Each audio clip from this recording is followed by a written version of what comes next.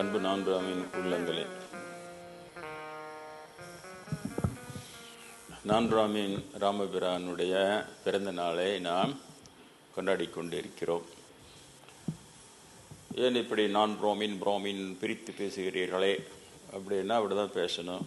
இல்லைன்னா அவன் நம்மளை மழுங்கடிச்சு பிராமண வசதி மாதிரியா பிராமின் மட்டம் மாதிரியும் ஒரு இமேஜை ஏற்படுத்தி வச்சுட்டான்.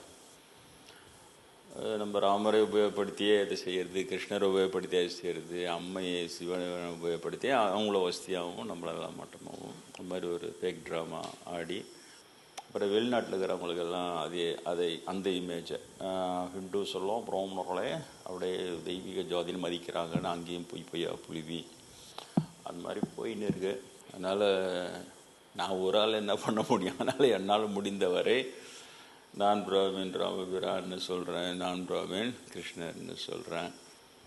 அவங்களுடைய பிறந்த நாள் கொண்டாடப்படும் பொழுது அது எப்படி பிராமினை டிஸ்குவாலிஃபை பண்ணி ராமருடைய சிலையை பிரதிஷ்டை பண்ணுறதுக்கு பிராமினுக்கு தகுதி இல்லை, அது தீட்டுப்பட்டுடலாம் பிராமண சங்கராச்சாரியெல்லாம் அறிக்கைலாம் விட்றாங்க. பார்த்தீங்க நீங்கள் இல்லையா? அவ்வளோ ஒரு கொடுமை இந்த 21ஆம் நூற்றாண்டுலேயும் நம்ம நாட்டில் நடந்து கொண்டு தான் இருக்கிறது. அப்போ அதை அவரவர்கள் அவங்கவுங்க பகுதிக்கு நம்ம தெளிவாக சரியாக இருந்தால் அது சரியான பதிலை சொன்னோம்னா கொஞ்சம் கொஞ்சமாக மாறுவதற்கான வாய்ப்பு இருக்குது. அவன் மாற மாட்டான். நான் பல முறை சொல்லிட்டேன், பிராமணனை திருத்தலாம் முடியாது, மீதி பேர் திருந்தும் போது அதுக்கு மக்களுடைய பெரும்பான்மையான எண்ணம் சரியாக இருந்ததுன்னா அதுக்கு வேறு வழியே இல்லாமல் அரசியல்வாதிங்க அதுக்கப்புறம் செயல்படுத்துவாங்க. அதுக்கப்புறம் தான் கோயில் கருவறையில் இதெல்லாம் எல்லாமே ஒழியும். இப்போ ஏதோ கொஞ்சம் ஆரம்பிக்கிறாங்க, சும்மா அது எலும்பு கிளி போட்டு நாக்கு நீட்டுன்னு அதில் தண்ணி தெளித்து தாகம் அடங்கிச்சுன்ற மாதிரி இருக்குது. அது கொஞ்சம் கொஞ்சமாக செயல்பட்டு பெரிய அளவில் வரணும். அதுக்காக இதையெல்லாம் சொல்ல வேண்டியதாக இருக்கிறது. நீ ஏன் குத்த சொல்கிற அப்படின்னா, தவறுகளை நிலைநிறுத்தி விட்டு அதை இப்போ மெயின்டைன் பண்ணால் மட்டுமே போதும் அவனுக்கு. அதனால் அவன் யாரையும் குத்த சொல்ல வேண்டிய அவசியம் அவனுக்கு கிடையாது. ஆனால் நம்ம உரிமையை பறி கொடுத்துட்டு நம்ம அவங்ககிட்ட இருந்து பிடுங்க வேண்டிய நிலைமை நம்மளுக்கு.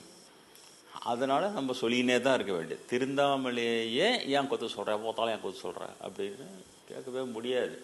யாரோட கேட்டால் சொல்லுங்கள். சரி, வர்ணாசிரமத்தை நானே படைச்சேன்னு கிருஷ்ணர் வாயில் சொருனாங்களே பிராமணர்கள் சேர்ந்து, நீங்கள் அதை வித்ட்ரா பண்ணுங்கப்பா இதிலிருந்து, அதை வாபஸ் வாங்கி அது தவறு, இடைச்செருகள், இன்டர்புலேஷன் எந்த பாஷையில் வேணால் சொல்லுங்கள். ஒன்றா அது கூட ஹிந்தியில் எதனா இருந்ததுன்னா அது எதனா இன்டர்புலேஷன் ஹைன்னு போட்டு எதாவது சொல்லுங்கள். ஆனால் அது செருகண்டு தான். நான் கீதை சொற்பொழிவில், ஆங்கில சொற்பொழிவில் அதெல்லாம் சொல்லியிருக்கிறேன். அது தமிழ் புத்தகத்தில் அதை சொல்லியிருக்கிறேன். கீதை செல்ஃப் கேன்சலிங், தன்னைத்தானே தோற்கடித்துக் கொள்கிறது. ஏன்னா பிராமண ஜாதியில் பிறக்காத கிருஷ்ணர் பிராமண ஜாதி தான் வசதி, அவங்களுக்கு தான் பிரம்மஞானத்துக்கு தகுதி இருக்குது. அந்த மாதிரி எல்லாம் அதில் வருது. வந்துட்டோன்னா இப்போ தகுதி இல்லாத பிராமின் கிருஷ்ணர் பிரம்மஞானத்துக்கு தகுதி இல்லாத அர்ஜுனனுக்கு உபதேசிக்கிறார். அப்போ எடுக்கும்போதே தவறு ஆகுது. அப்போ மொத்த கீதையும் கேன்சல் ஆகிடுது, செல்ஃப் கேன்சலிங். அது அதனால் அதெல்லாம் விளக்கி சொல்லியிருக்கிறேன். அவங்களுக்கு விளக்கமோ மீதி விஷயமோ அவங்களுக்கு ஒரு பொருட்டே கிடையாது. அவன் காரியத்தில் கண்ணாக இருப்பான், அவ்வளோதான்.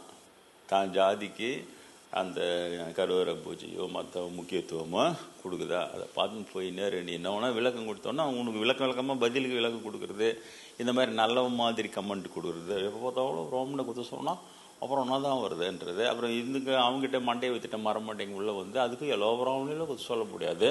ஒரு சில நல்ல பிராமணனும் இருக்க தான் செய்கிறாங்க ஆரம்பிக்கிறது. இப்போ சமுதாயம் எல்லாருக்குமே தெரிஞ்சு போயிருக்குது. அந்த நிறைய விவாதம் பண்ணுறவங்க அதெல்லாம் அவங்களே சொல்கிறாங்க. இவங்க என்ன பண்ணுவோன்னா, இவங்க வேலை இதே தான். முதல்ல ஒன்று ஆஃப் பண்ணுறதுக்காக அதுக்காக எல்லா பிராமணையும் குத்த சொல்ல முடியாது. 1-2 பிராமணன் நல்லா வாங்குவான். நீ ஆமாம் 1-2 பிராமணன் நல்லா வந்தான்ட்டு நீ சொல்ல வந்ததை விட்டுட்டு அங்கே போயிடுவேன். அதுக்கப்புறம் 1-2 பிராமணன் நல்லவன், ஒரு 2 வருஷம் கழிச்சு 1-2 பிராமணன் நல்லவன் இல்லை, ஒரு 10-15 பேராவது நல்லவங்க ஆமாம்மான்னுவேன். அப்புறம் மெதுமெதுவாக பெரும்பான்மையான பிராமணன் நல்லவங்க யாரோ 1-2 பேர் தான் கேட்டுவேன். அதுக்கு நீ ஆமாம் நீ ஆகணும். அப்புறம் மெதுவாக போய் பிராமணன் எல்லாருமே நல்லவங்க தான் அப்படின்னு முடிப்பான். புரியுதா? இங்கே ஆரம்பித்து அதை அப்படியே கிரேட் ஏற்றி அங்கே முடிப்பான்றது. நல்ல சமூக அறிவு உள்ளவர்கள், சமுதாய நலையில் அக்கறை உள்ளவர் நல்லா அதை புரிஞ்சு வச்சுன்னு பிராமணன் இப்படி ஆரம்பித்து அங்கே போய் முடிப்பான். ஆமான்னு ஒத்துக்குன்னு அதுக்கப்புறம் விளக்கம் சொல்லி அது இல்லைன்னு முடிப்பான். அது மாதிரியான இதெல்லாம் நிறைய கண்டுபிடிச்சி தான் வச்சுக்கிறாங்க. நம்ம ஒன்றும் நம்மளே இதெல்லாம் சொல்கிறோன்னா சொல்ல முடியாது. ஆனால் அவங்க வந்து இறைவனை தெரியாத சிந்தனை அளவிலே மோதுறாங்க. நல்ல விஷயம்தான், அந்த மாதிரி மோதுறாங்க, அது நல்ல விஷயம்தான். இப்போ என் போன்றவர்கள் அந்த கடவுளை தெரிந்து இறைவனை தெரிந்து அப்போ ஆத்தென்டிகேட்டடாக நான் சொல்ல முடியும் இல்லையா? அவன் வாதத்திலேயே வந்து அப்போ வந்து அவனுக்கு ராமர்ன்றா நீ எல்லாரும் ஈக்குவல்ன்றா உனி வந்து நாஸ்திகனி அப்படின்ட்டு அவங்கள அடிச்சிடுறது, ஒரு அடி அடிச்சிடுறது. அப்போ என்கிட்டயே அந்த மாதிரி பண்ணுறது, கிறிஸ்துவ மதத்தை பார்க்குறான், கிறிஸ்துவ மதம் பார்க்குறான் அப்படின்றது அது நம்மக்கிட்ட நடக்காது. என்ன, ராமபிரான் தரிசனம் தந்து ஆஞ்சநேயர் வழிகாட்டி சிதாபிராட்டி கனவுல முண்டடிக்குள்ளே இறக்கி வைத்து அந்த மாதிரி வளர்க்க அவங்க என்னை வளர்த்துட்டு அவங்க தான் குழந்த மாதிரி அவங்க தான் வளர்த்துன்னு வராங்க. உடனே என்ன இந்த மாதிரி சொல்கிறது என்னென்னா இவங்க அப்படியே ஒரு இவங்களுடைய இதில் வரணும், இவங்களுடைய கேட்டகரியில் இவங்களுடைய லாக்கில் நம்ம வந்து மாட்டிக்கணும். அப்படி இந்துன்னு சொல்ல கிறிஸ்டியனு சர்ச்சு மேலே கல்லடி, முஸ்லீம் மேலே வெறுப்பு வளர்த்து கொடு, இது இவங்களுடைய பேட்டர்ன். நம்ம அந்த பேட்டர்னில் வரல. ஏன்னா நானே தான் சென்ட் பீட்டராக இருந்துக்கிறேன், நானே தான் சமுந்தராக இருந்திருக்கிறேன். இப்போ அதை நான் சொல்ல வேண்டிய நிலைமையில் இருக்குது. இன்னைய நிலைமையில் அதுதான் சமுதாயத்துக்கு தேவைப்படுகிற மெசேஜ். எங்கே பார்த்தாலும் சமய சண்டை தீவிரமாக ஆகுது, ஒருத்தர் வெட்டிக்கிறதும் குத்திக்கிறதும். அப்போ இவங்களும் வந்து அந்த ராம தரிசனத்துக்காக ஏங்குற ஒரு பக்தி கூட்டத்தை உருவாக்குறதுக்கு பதிலாக ஜெய் ஸ்ரீராம் சொல்லிட்டு போய் ஒரு சர்ச்சு மேலே போய் ஒரு ஆஞ்சநேயர் கொடியை வச்சு கட்டுறானுங்க. நேற்று போட்டாங்க நம்மளுடைய டெலிகிராம், நம்மளுக்கு அதை எடுத்து போடாத பாரு சாமி என்ன பண்ணுறாங்க நார்த்து வடக்கில். என்னத்துக்கு இந்த வேலை? இது ராமர் இதை சொன்னார், ஜெய் ஸ்ரீராம் போட்டு அவனை சர்ச்சுக்காரனை கொடாஞ்சி அவனை பகையாக்கி அவன் கூட சண்டை போடுன்னு சொன்னாரா? அது மாதிரி ராமர் சொல்லாதெல்லாம் ராம பேரில் செய்யறது, ஆஞ்சநேயர் சொல்லாதெல்லாம் ஆஞ்சநேயர் பேரில் செய்யறது. அப்போ எக்ஸ்ட்ரீமாக எங்கே போகுதுன்னா பீடாதிபதியில் உட்காந்து ரகசியமாக யாரெல்லாம் பிடிக்கலையோ அவங்களெல்லாம் கொலை பண்ணுறதுக்கு உபயோகம்.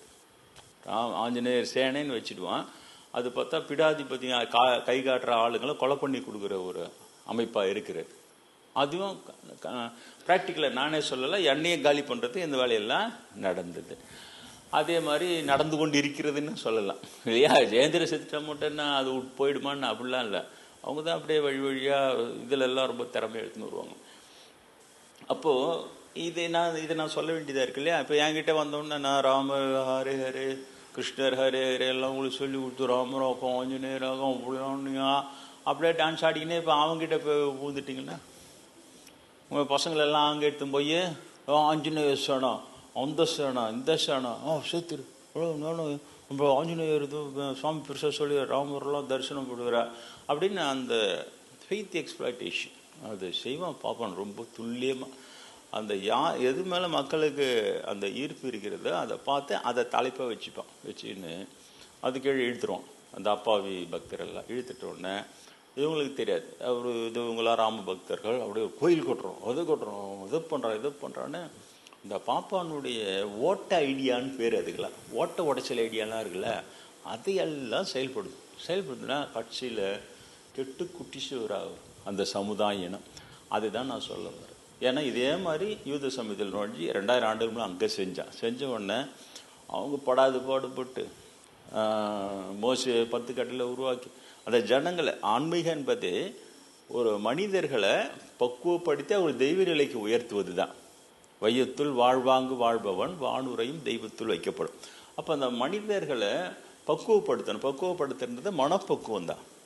நல்லவர்களாக இன்னும் நல்லவர்களாக மாறுது, இன்னும் நல்லவர்களாக. அதுக்காக ஏற்படுத்தப்பட்ட அமைப்புகளில் பிராமணன் நுழைந்த உடனே அவன் எல்லாத்தையும் கெடுத்து குடிச்சு அவனுடைய ஓட்ட ஐடியாவெல்லாம் அதில் போட்டு சொருவி அதில் நாசம் பண்ணி அதில் அவனை வசதியாக காட்டிக்கிறதுக்காக அப்படி பண்ணி மெதுவாக எங்கே முடிக்கிறான் அங்கே டால்முடுன்னு தனியாக எழுதுகிறான் புஸ்தகம் எழுதி. ஒரு பிராமண பூசாரி அந்த யூத சமய கோயிலுக்கு வர சிறுமிகளை கற்பழித்து கொள்ளலாம், கடவுள் ஓகேன்ட்டார். விஷயம் இப்படி ஒரு கடவுள் இருப்பாங்க. அந்த கடவுளை எவ்வளோ இழிவுபடுத்துகிறேன். அப்போ நான் என்னுடைய பொறுப்பு நான் அதெல்லாம் சொல்ல வேண்டியதாக இருக்கிறது. டேவிடை விட ஒரு பெரிய பக்தன் இல்லை, நேரடியாக கடவுளுடைய ஆசீர்வாதத்தால் வாழ்ந்தவன். அவனே அந்த மாற்றான் மனைவிக்கு ஆசைப்பட்டு அவன் செய்கிற தவறுக்காக அசரீரி தண்டனை உனக்கு உண்டுன்னு அந்த தண்டனை நிறைவேற்றி காட்டுது. அது எல்லாம் உங்களுக்கு சொல்லியிருக்கிறேன். இதோட மலைக்கு சபரிமலைக்கு போயிட்டு நாங்கள் மலை இறங்கும் போது முழுக்க 2 மணி நேரம் டேவிட் கதையை தான் நம்ம கூட வரவங்களாம் சொல்லிக்கினே வந்தேன், எல்லாம் கேட்டுக்கினே வந்தாங்க. வந்து இறங்கவும் முடியல அந்த கதை. வேறு பஸ்ஸுக்கு வெயிட் பண்ணுவோம். நைட்டு 2 மணிக்கு 3 மணிக்கும் மீதி கதையெல்லாம் சொல்லி அதில் முடித்தேன். அப்போது அதெல்லாம் சொல்லணும், அதை சொல்லி சரியாக இருக்கணும். கடவுள் வந்து துல்லியமானவர், யார் தப்பு பண்ணாலும் அதுக்கான தண்டனையும் உண்டு. டேவிடே கூட ஒரு பாரபட்சம் பார்க்கல. அதெல்லாம் சொல்லி வளர்த்துன்னு வரான். அவன் நல்லா சின்சியராக எல்லா இடத்துலையும் வெளியிலேருந்து நுழையிறான் சார் இந்த பிராமணன். இவர் வந்து துருவ பிரதேசத்தில் வாழ்ந்தவங்க. அந்த துருவ பிரதேசத்தில் ஒரு அரசன் வந்து ஒரு அரசாட்சியை பிடிக்கும்போது பழைய அரசனும் அவனுடைய ஆளுங்களாம் கொலை பண்ணுருவான் அங்கே. அதனால் அந்த புதிய அரசன் அவனுக்கு தான் இந்திரன்னு பேர். இந்திராணி மட்டும் அவளே தான் இருப்பாள். அப்போ அந்த புது இந்திரன் வந்து பழைய இந்திரனையும் அவனுடைய ஆளுங்களையும் கொலை பண்ணும்போது அவங்க தப்பிச்சு ஓடியாந்தவனுக்கு தான். தப்பிச்சு நாளாக சிலையை செதஞ்சு அங்கங்கே கொஞ்சம் பேர் ஓடினவனுக்கு அந்த மாதிரி நுழையிறானு. நுழைஞ்ச உடனே அவங்களுக்கு புத்தி இதே தானே இருக்கு. அவன் அதுக்கு முன்னே பழைய இந்திர ஆளுங்கெல்லாம் கொலை பண்ணியிருப்பான்ல. அதனால தான் இவங்களுடைய புத்தி வந்து இன்னும் அதே மாதிரியே இருக்கும். யாராவது எதிர்ப்போ திருத்தமோ சொன்னால் அவனை எதிரின்னு சொல்லி அவனை கொலை பண்ணிவிடு. அந்த இது இன்னும் அவங்களுக்கு அப்படியே இருக்குது. அது வந்து ஆதீன மக்களுக்கு தெரியவே தெரியும். அவன் நுழையும் போது அவனுக்கு தெரிஞ்சிருக்கணும்ல. அங்கே விட்டுட்டானுங்க யூத சமயத்தில். அவனை நுழைஞ்சு 400 வருஷம் 500 வருஷம் அவங்களுக்கு நிறைய திரும்ப சொல்ல வேண்டியது அவசியம் இருக்காது. சைலண்ட் பீரியட் ஆஃப் ஸ்பிரிச்சுவலிசம் பற்றி சொல்லியிருக்கிறேன், ஆன்மீகத்தின் மௌன காலம். அப்போ அதில் பெரிய ஞானி வந்திருக்க மாட்டாங்க. அப்போ இவனுக்கு ஏத்திர பூய் புஷ்கள் எல்லாமே தான் சாஸ்திரம். நல்ல சாஸ்திரம் காலி பண்ணிட்டானுங்களா. அந்த மோசேக்கு கொடுத்த 10 கட்டளை அதெல்லாம் கடைசியாக போயிடும். அது அப்புறம் அதில் நீ என்ன தப்பு பண்ணுவோம், பரிகார பூஜை அங்கேயே கண்டுபிடிச்சிட்டான். பரிகார பூஜை அதை வந்து நீ இந்த மாதிரி பண்ணிக்க அந்த பாம்பனுக்கு தழுப்பாக பணம் கொடுத்துட்டா அவனுக்காக பிரார்த்தனை பண்ணி உனக்கு பாவம் வராமல் பார்த்துப்பா. அப்பா அம்மா வயசான காலத்தில் கவனிக்கிற செலவும் பாப்பாங்கிட்ட காசு கொடுத்து பரிகாரம் பண்ணுற செலவும் கால்குலேட் பண்ணால் இது சீப்பாக இருக்கும். அதுக்கு கம்பேர் பண்ணும்போது அடப்போட சொல்லிட்டு அதை விட்டுட்டு இவன்கிட்ட கொடுத்து இந்த மாதிரி தில்லுமுள்ளு தில்லாலங்கடி பார்ப்பன தில்லாலங்க. அதே மாதிரி இதெல்லாம் யாராவது உங்களே யாராவது கடவுள் ஆக்கி என்ன அற்புதமான குப்சாமி கடவுளே கொஞ்சம் தயவு செஞ்சு சர்ச்சுக்கு வர இல்லை கோயிலுக்கு வர சிறுமிகளே நாங்கள்லாம் கற்பழிச்சுக்கிறோம், அதுக்கு நீங்கள் ஓகே கொடுங்க அப்படின்னு நம்பாலும் உங்களே யாரையாவது ஆக்கிவிட்டா வெறுத்து போய் அவன் தற்கொலை பண்ணி செத்துவிடும். இப்படி ஒரு கடவுளாக இருக்கிறத விட செத்து போயிடலான்டான்னு சொல்லிட்டு இல்லையா. ஆனால் அங்கே கடவுள் கொடுத்துட்டாரான் அவங்களுக்கு. அப்போ தான் அந்த மாதிரி நேரத்தில் இயேசுவரர் வந்து தப்பு கடவுள் ஒன்று அப்படி சொல்லலை. உனக்கு பொறாமை எப்படி இயேசுக்கு பொறாமைன்னா நீ கற்பழிச்சு வாழறதுக்கு உனக்கு ரைட்ஸ் கிடையாது, எங்களுக்கு மட்டும் அந்த ரைட்ஸ் கொடுத்துட்டு உனக்கு எங்களை பார்த்து பொறாமன்னு. நான் சார் உங்களுக்கு தெரியாது கிறிஸ்டியானிட்டியை உள்ள நோஞ்சிங்கன்னா தான் அதுக்கு அக்க போறலன்னு தெரியும். நீங்கள் ஒரு மனித பாதிரியாரில் சொல்கிறல இயேசு நாமத்தினாலே பேய்களே ஓடிப்போங்கள், பிசாசுகளே ஓடிப்போங்கள், அவங்களே போங்கள் இவங்களே போங்கள் சொல்லிட்டு அதையே கேட்டுன்னு இருக்கிறீங்க. உள்ள நோஞ்சி பார்த்தீங்கன்னா தான் இவ்வளோ அக்கப்போர் அதில் இருக்கும். அப்போ தான் இயேசு பிரான் அந்த கண்டிச்சோன்னு இவங்களுக்கு இதே வேலை இவனுக்கு இங்கே இப்போ எனக்கு போடுறானுக்கு பாரு, நீ துரோகி, நீ பொய்யன், கதையாக விடுற அப்படியே அந்த கமெண்ட்லாம் பார்த்தா அதில் அந்த 2000 வருஷம் ஊருன அந்த தில்லுமுள்ளு இது அந்த கமெண்ட்லாம் வந்து அவ்வளோ அப்படியே உண்மையாக அப்படியே சாலிடாக தெரியும். இவன் வந்து கிறிஸ்தவ காயத்தி ஒளி தான் எனக்கு ஒன்றா தெரியும். அவர் ஒருத்தர் போடுறாரு. அதை பார்க்கும்போது மற்றவங்களுக்கு தெரியுதோ இல்லை எனக்கு தெரியாதா இது எவ்வளோ பெரிய அக்கப்போரா போடுறானுங்கன்ட்டு இதே தான் அங்கேயும் சின்ன சின்னதா கமெண்ட் கொடுத்து அந்த கமெண்ட்லாம் ஒன்றாகி பெருசாகி பெரிய பழி போட்டு பெருசாக கொலை பண்ணுவானுங்க சார். இவனுக்கு இதே தான் இவனுக்கு வேலையே. அப்படி தான் இயேசுபிரானை அந்த இடத்துல அவர் எவ்வளோ அதிசயம் செய்கிறார், எவ்வளோ நன்மை செய்தோம். அவரை வந்து நீ வந்து சாத்தானின் பவரை வச்சு சாத்தானை ஓட்டுறேன்ட்டான் பட்டுன்னு வச்சுட்டான். இப்போ அவர் பொதுமக்கள் எப்படி நிரூபிக்க முடியும்? இவர் கடவுளின் பவரை வச்சு ஓட்டல சாத்தான். ஏன் என்ன காரணம்? கடவுள் கொடுத்த ரைட்ஸ் எல்லாம் இவர் தப்புன்றாரு. டால்முல் இவனுக்கு எழுதினானுங்கள்ல அந்த சிறுமியில் கற்பழிக்கலான்னு ஓகே கொடுத்த உடனே அதை வந்து இயேசுபிரான் கடவுளுக்கு விரோதமாக அது தப்புன்றாராம். புரியுதா உங்களுக்கு? இப்போ அதை காட்ட மாட்டான். அதை காட்டாமல் ஸ்டேட்மெண்ட்டில் இவர் கடவுளின் சட்டத்தை எல்லாம் இவர் வந்து மறுக்கிறாரு அப்படி ஜென்ரல் ஸ்டேட்மெண்ட்டில் கொடுப்பான். இப்போ பாமர மக்கள் அவங்களே வயிற்று பாட்டுக்கு அன்றாட காட்சியாக இருப்பான், போயின்னு வந்துடுவான். அவன் வந்து எந்த கடவுளின் சட்டத்தை அவர் எப்படி மறுத்தாரு அந்த அளவுக்குலாம் வரமாட்டாங்க. அதனால் அந்த மேலோட்டமாக கொடுத்து அப்போ காலங்காலமாக நாங்கள் தானே உங்களுக்கு எல்லாம் இதுவும் 400 வருஷன்றது பெரிய வருஷம். அப்போ காலங்காலமாக நாங்கள் தானே உங்களுக்கு எல்லாம் பண்ணின்னு வரோம்.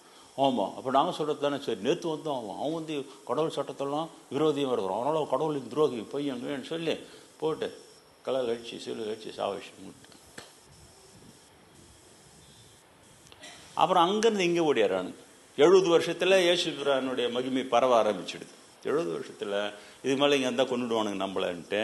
அதுக்குள்ளே எல்லாரையும் சென்ட் பீட்டர்லேருந்து நான் முதல் கொண்டு இவன்கிட்ட பலியானவனு தான் தலையெழு சாவடிச்சு இந்த சாவடிக்கிறதுலே இருப்பான் பார்ப்பனை மட்டும் எல்லாம் முடிச்சுட்டு. ஆனால் மகிமை பரவும். அதை செத்து ஜெயிக்கலான்றதை நிரூபித்தவங்க இயேசுபிரானும் சரி புத்தர் பெருமானும் சரி. அவங்க மட்டும்தான் சீடர்கள் போயிட்டு அவன் சாவடிச்சுடுவான் அப்படின்னா செத்துருன்னுவாங்க. மீதி பேருடையதெல்லாம் எழுத்து சண்டை போடு அந்த மாதிரியே இருக்கும். ஆனால் இவங்க 2 பேர் மட்டும்தான் அவன் வந்து இப்படி சொன்னால் அவன் ஏற்றுக்க மாட்டான். பரவாயில்ல, திட்டினா வாங்கிக்கோ, அடிச்சா பொறுத்துக்கோ, சாவடிச்சிட்டானா செத்துப்படுன்னு அவங்களோட உபதேசம். அதால் ஒன்றும் கெட்டுப்பட மாட்டேன். இப்போ தான் சென்ட் பீட்டர் வந்து நான் செத்தேன் என்ன கெட்ட போயிட்டேன், திரும்ப பிறந்துக்கலாம், அவ்வளோதான். திரும்ப பிறந்தா வந்தோன்னா அதோட பெரிய பெரிய சம்பந்தராக அடின்னு இருக்கு. இதே கும்பல் இங்கே வந்து சேர்த்து சமணம் பௌத்தம் நினச்சி சைவ வைணவெல்லாம் சிவனும் கிடையாது பெருமாளும் கிடையாது சொன்ன குரூப். சார் இதை ஞாபகம் வச்சுங்க, இந்த பாப்பானுங்களை நீங்கள் நம்பாதீங்க. இவனுங்க வந்து எல்லா விதத்துலேயும் சைவ கோயில் சைவ கோயிலில் பூஜையை நடக்கூடாது தடுத்தவனுங்க இவனுங்க. இவங்களே தான். அப்போ திரும்ப சம்பந்தர் அப்பர் சுவாமியா வரும். வந்துட்டு அப்பர் வந்து ஜானா இருக்கலாம், ஏன்னா ஜானுக்கு நடந்த அதே அத்தனை கொடுமை இங்கே அப்பருக்கு நடந்தது. அப்புறம் 2 பேரும் திரும்பவும் இது வந்து சைவம் தழைத்தாடி ஞான சம்பந்தன் வந்தேன் அடி நடிச்சு திரும்ப எல்லாத்தையும் தூக்கிட்டு வந்தா. அப்போ அது ஒழிஞ்சது இல்லை. ஒழிஞ்சோடனே திரும்ப அவனோட இந்து பிராமணன் சைலண்ட் ஆகிடும். அந்த பழைய தப்பு பிராமணன் மட்டும் அவனுடைய பழைய பாவங்களையும் கொடூரங்களையும் மக்கள் கையில் போய் சேராத அளவுக்கு அதை வந்து அமுக்கிடுவான். தெரியுதா?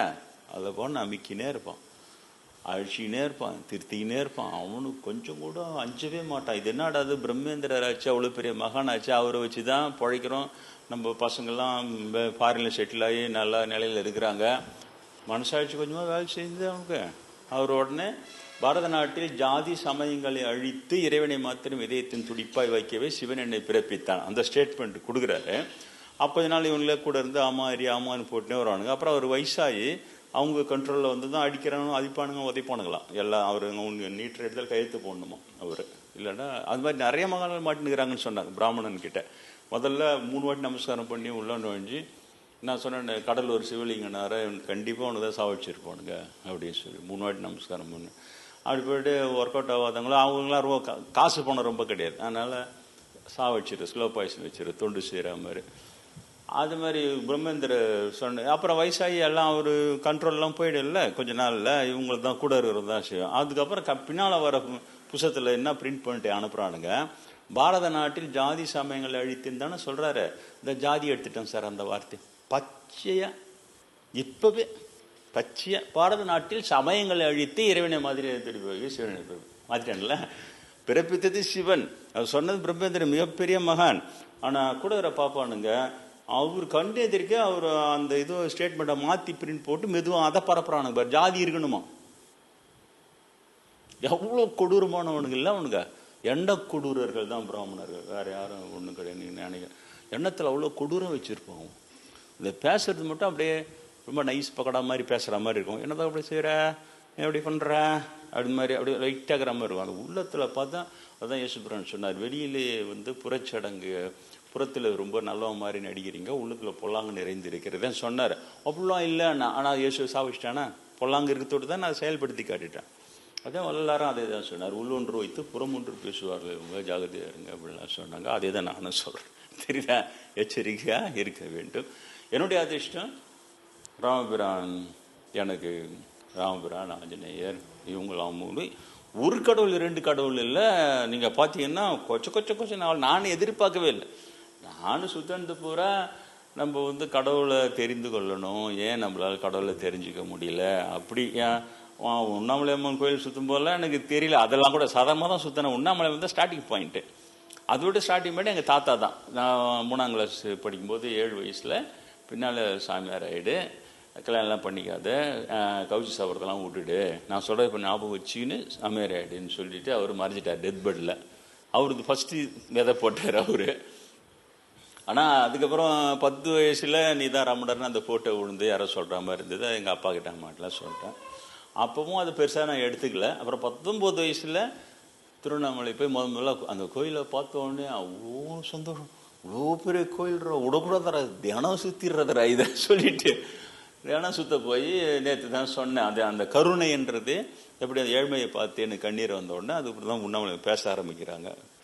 சரி, அப்புறம் தான் எல்லாத்தையும் சொல்கிறாங்க. நீ ஏற்கனவே ரமணராக இருந்தா இதெல்லாம் ஒன்று ஒன்றா சொல்லி வளர்த்துறாங்க.